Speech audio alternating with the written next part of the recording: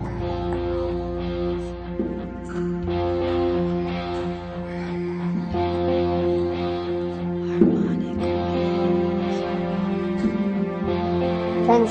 text into the audio realm. Harmonic Wave, transforming text into the audio realm. Harmonic Wave, transforming text into the audio realm. Our programs are produced entirely in the USA and read by professional narrators who are compensated for their services at prevailing union rates. We hope you enjoy this program.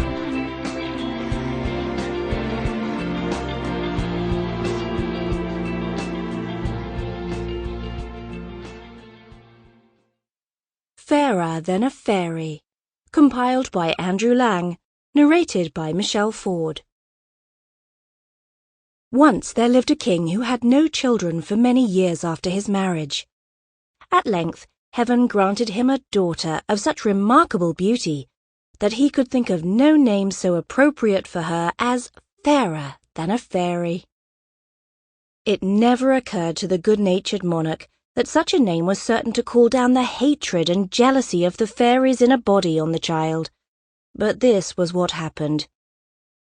No sooner had they heard of this presumptuous name than they resolved to gain possession of her who bore it, and either to torment her cruelly, or at least to conceal her from the eyes of all men.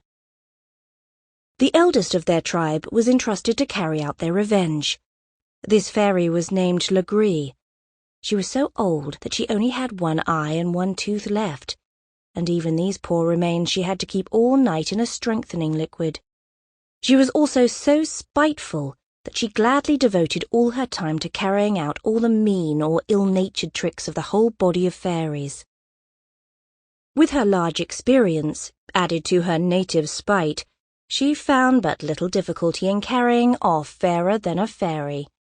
The poor child, who was only 7 years old, nearly died of fear on finding herself in the power of this hideous creature. However, when after an hour's journey underground she found herself in a splendid palace with lovely gardens, she felt a little reassured, and was further cheered when she discovered that her pet cat and dog had followed her. The old fairy led her to a pretty room, which she said should be hers, at the same time giving her the strictest orders never to let out the fire, which was burning brightly in the grate. She then gave 2 glass bottles into the princess's charge, desiring her to take the greatest care of them, and having enforced her orders with the most awful threats in case of disobedience. Sample complete. Ready to continue?